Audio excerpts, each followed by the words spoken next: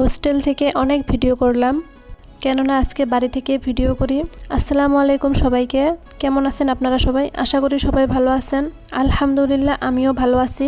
তো আজকে আবারও ঈদের পরে নতুন একটা ভিডিও নিয়ে আসলাম। যেহেতু ঈদের দিনে তেমন একটা ঘোরা হয় না, বাড়িতে অনেক কাজ থাকে, তো ভাবলাম যে আজকে একটু ঘুরতে যাই। তো আজকে আমি গিয়েছিলাম ব্রহ্মপুত্র নদীর পাড়ে, অর্থাৎ জায়গাটাকে রিংবাঁধ বলিও কয়। আমাদের এইখানে অনেক পানি হয়েছে, রাস্তার দুই সাইডে পানি একদম ভর্তি। যেহেতু ঈদের আগের দিন আমাদের এখানে খুব বৃষ্টি ছিল, তো আমরা ভেবেছিলাম যে ঈদের দিনও খুব বৃষ্টি হবে, বাট তেমনটি হয়নি। ঈদের দিনটা খুব সুন্দর গিয়েছে আমাদের এখানে, না বৃষ্টি না রোদ, দিনটা খুব ঠান্ডা ঠান্ডা গিয়েছে। সবাই ঈদগাহ ময়দানে নামাজ পড়তে পেরেছে সুন্দরভাবে। আপনাদের ঈদের দিনটি কেমন গিয়েছে অবশ্যই কমেন্টে জানাবেন। কিন্তু এই তো আপনাদের সাথে কথা বলতে বলতে আমরা এসে পেলাম এই জায়গাটিকে রিংবাঁধ বলিও কয়। আমার ফার্স্ট ব্লগ আমি এখান থেকে স্টার্ট করছি। এই জায়গাটি যে আপনারা দেখছেন, এখানে একবার ভেঙেছিল, তো ভাঙার পর আমাদের বাড়ি ঘর রাস্তা সব ডুবে গিয়েছিল, অনেক বানপানি হয়েছিল, আমাদের সবারই অনেক কষ্ট হয়েছিল। আল্লাহ যেন এই রকম দিন আবার ফিরিয়ে না দেয়। তো এই রাস্তাটার জন্য এখন আমাদের বাড়িঘর সব ঠিক আছে, এখন বানপানি আর হয় না। তো বানপানি অল্প স্বল্প বৃষ্টির পানি হয়, বাট আবার রোদ দিলে এগুলো শুকিয়ে যায়।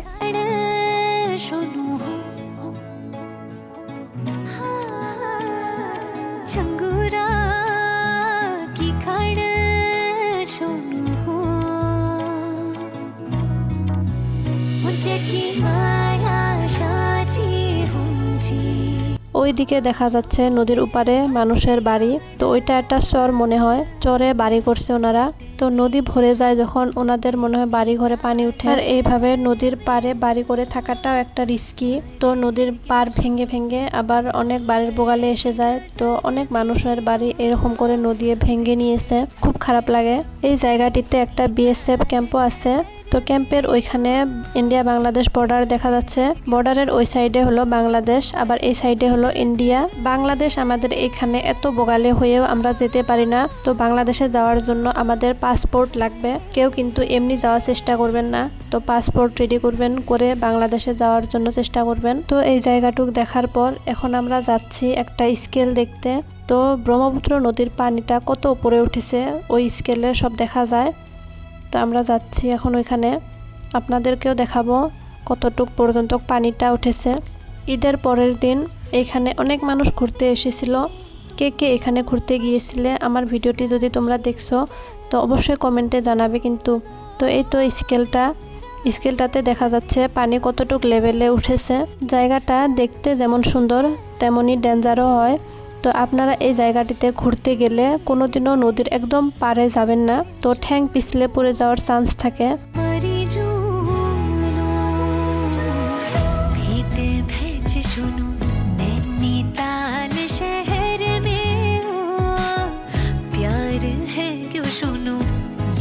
নদীতে অনেক ধার দেখা যাচ্ছে, এখানে আসলে আপনারা সাবধান হয়ে চলবেন। কয়েক মাস আগে দুই ভাই এই নদীর পাড়ে খেলতে এসেছিল। তো খেলতে এসে এক ভাই পানিতে পড়ে যায়, আরেক ভাই ওকে বাঁচাইতে গিয়ে দুই ভাই একসাথে মারা যায়। এই টাইপের অনেক ধরনের ঘটনা এখানে হয়েছে।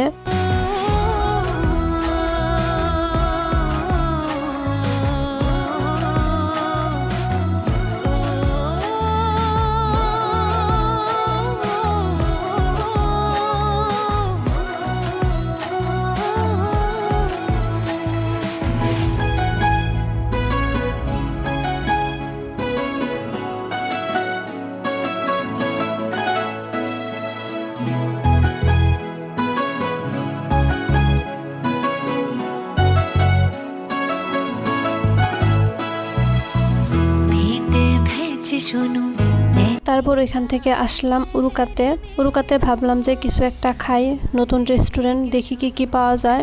বাট এখানে এসে দেখি অনেক ভিড়, তো ভিড়ের জন্য আর ভিতরে গেলাম না। তো ভিতরে না গিয়ে ভাবলাম যে একটু নদীর পাড়ে যাই। নদীর পাড়ে যাওয়ার সময় দেখলাম যে এখানে অনেক ভিড়, তো ভাবলাম যে কিসের জন্য বা ভিড় এখানে। তো এখানে গিয়ে দেখি কতগুলো ছেলে মারামারি করতেছিল, জানি না কি নিয়ে মারামারি করতেছিল। মারামারি করা দেখলে আমার আবার খুব ভয় লাগে, তো ওই জন্য এখানে আর বেশি দেরি করলাম না। এখান থেকে এখন আমরা বাড়ির উদ্দেশ্যে রওনা দিলাম। আমার আজকের এই ভিডিওটি আপনাদের কেমন লেগেছে? ভিডিওটি যদি ভালো লাগে তাহলে অবশ্যই ভিডিওটিতে একটা লাইক করে দিবেন। আর হ্যাঁ, নতুন নতুন ভিডিওর জন্য আমার ফেসবুক পেজটিকে ফলো করে দিবেন। ধৈর্য সহকারে ভিডিওটি দেখার জন্য ধন্যবাদ।